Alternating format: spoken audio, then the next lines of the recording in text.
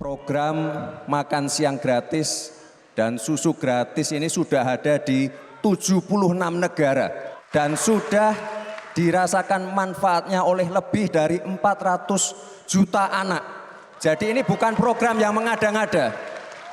Saya katakan nanti siapa yang mau masuk kabinet, siapa yang mau jadi menteri saya harus setuju.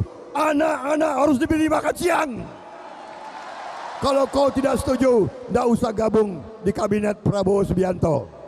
Simulasi kan gampang sekali, pergi sekolah cari makan, siswanya selesai. Tapi duitnya dari mana? Itu kan persoalan pokok nanti. Utang makin besar, bisa di atas 8.000, utang BUMN bisa 4.000-an, 6.000-an. Kemudian bunganya saya di atas 500 triliun.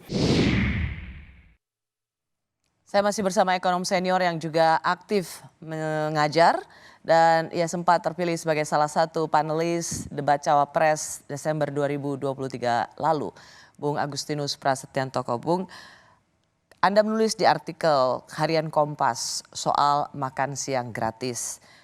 Meskipun juga Anda memulai kalimat atau artikel Anda dengan mengatakan tidak ada sesuatu yang gratis, no free lunch. Jadi sebenarnya kalau dalam bayangan Anda, ikon atau janji presiden, calon presiden Prabowo, makan siang gratis ini sesuatu yang tidak mungkin terjadi, bisa terjadi, atau memang Anda juga masih bertanya-tanya? Gini, ide tentang makan siang gratis itu bukan jelek. It's a good gesture ya. Jadi itu adalah satu, dan pengalaman di negara lain juga membuktikan bisa gitu. Jadi itu sama sekali bukan jelek dan manfaatnya banyak sekali. Satu, tentu saja meningkatkan gizi bagi para siswa. Kedua, itu bisa mungkin di daerah tertentu itu meningkatkan partisipasi sekolah. Jadi kemauan untuk sekolahnya tinggi gitu karena ada insentif makan siang gratis. Dan berikutnya mungkin juga dalam konteks pembinaan karakter segala macam itu bagus ya, makan siang gratis, makan siang bersama di sekolah dan sebagainya gitu.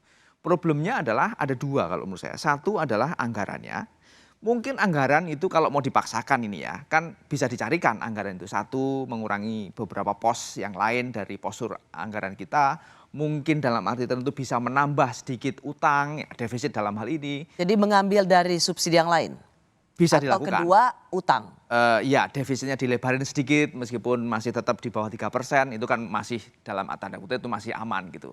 Tapi problem yang kedua adalah ini secara operasional akan seperti apa? Oke, sebelum ke situ Bung Pras. Jadi Anda melihat makan siang gratis karena dijanji presiden terpilih nantinya yang sampai saat ini berdasarkan real count KPU adalah Pak Prabowo, itu sebuah niat yang baik gitu. Menurut saya iya. Tetapi memang dipertanyakan sumber dananya dari mana. Ya. Ketua tim pakar kalau tidak salah dari Pak Prabowo dan Mas Gibran itu adalah mantan gubernur BI Pak Burhanuddin Abdullah dan sudah menghitung katanya ada. Ya. Berarti Anda sendiri harusnya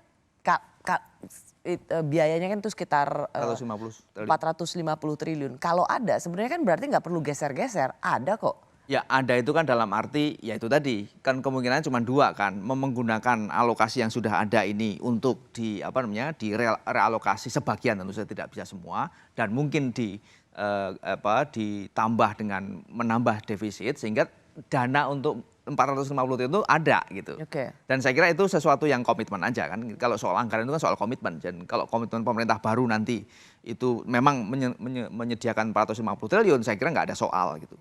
Apa yang tidak bisa diberikan oleh APBN gitu kan? Hanya tinggal diambilnya dari mana? Iya betul.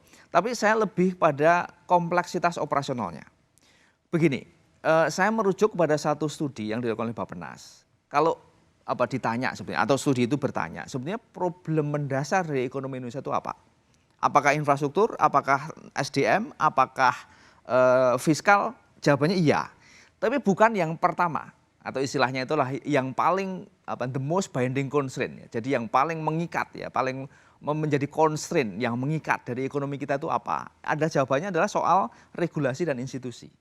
Dan ini saya kira memang betul problem kita itu sekarang ada di regulasi dan institusi, dan itu menentukan sekali operasionalisasi sebuah program. Misalnya saja. Regulasi dan institusi adalah sebuah constraint yang mengikat atau selalu menjadi persoalan yang terjadi Ya. karena ini menyangkut tata kelola, Betul. good governance. Ya, jadi konkretnya begini. Sekarang laporan terakhir ya beberapa bulan yang lalu itu PPATK itu kan melaporkan bahwa dana infrastruktur sekitar 420 triliun ya tahun ini itu 36%-nya pengalaman tahun lalu 2023 36%-nya itu tidak masuk kepada proyek tetapi masuk kepada rekening individu. Ya. Ini saya kira satu fenomena yang memang lazim ketika regulasi dan institusinya tidak dikelola dan tidak jalan sebagaimana mestinya gitu ya. Nah, saya khawatir program makan siang gratis yang menelan biaya 450 triliun kalau itu diselenggarakan dalam konteks regulasi dan institusi seperti sekarang ini, itu bisa jadi kebocorannya lebih besar dari kebocoran biaya. Akan menciptakan bancakan lagi. Betul.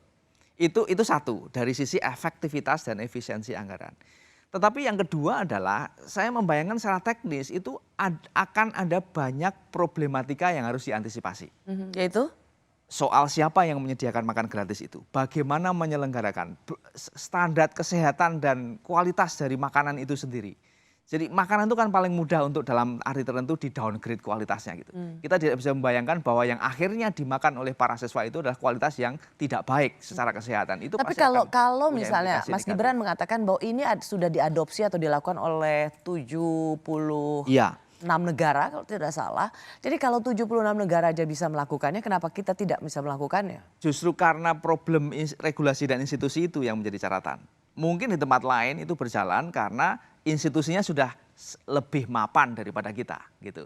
Jadi saya tidak mengatakan itu jelek, tapi dari sisi kelembagaannya harus ada semacam reorientasi. Maka yang saya tulis dalam Kompas itu saya tidak menolak ya, saya tetap setuju. Tetapi mungkin dengan reorientasi, jadi fine tuning lah ya. Jadi program ini tidak menjadi program strategis nasional, tapi lebih menjadi gerakan sosial misalnya, yang sifatnya lokal, di mana responsibility-nya itu juga di tingkat komunitas gitu. Karena kan ini soal memberi makan ya, jadi menurut saya responsibility itu penting ya. Kita bisa membayangkan bahwa program memberi makan itu dengan tingkat responsibility dan ownership yang rendah. Maka itu akan punya problem yang jauh lebih signifikan gitu. Karena soal mungkin tidak hanya soal kesehatan tapi juga soal keselamatan gitu kan, ini soal makan gitu. Jadi saya kira responsibility-nya itu harus pada level yang menyelenggarakan sehingga ya desain programnya tidak lagi program strategis nasional tapi program yang memang didorong ownership-nya dari kelompok-kelompok lokal itu sehingga lebih menjadi sebuah gerakan sosial gitu daripada saya ngerti maksud Anda, berbahaya sekali kalau misalnya ini hanya dianggap sebagai satu proyek pemerintah, masyarakat tidak merasa memiliki terhadap program ini, padahal esensinya adalah memberi makan anak. Kalau ada apa-apa, wah bahaya betul. Yang paling diperlukan adalah bagaimana kita semua merasa ikut memiliki pada program ini. Karena meskipun waktu masih bisa dibilang cukup panjang, 7 bulan lagi untuk transisi pemerintahan, tetapi bagaimanapun juga ada ikon dari Presiden Jokowi yaitu IKN. Belum lagi soal katakanlah makan siang gratis. Sekali lagi pertanyaannya, dari mana uangnya?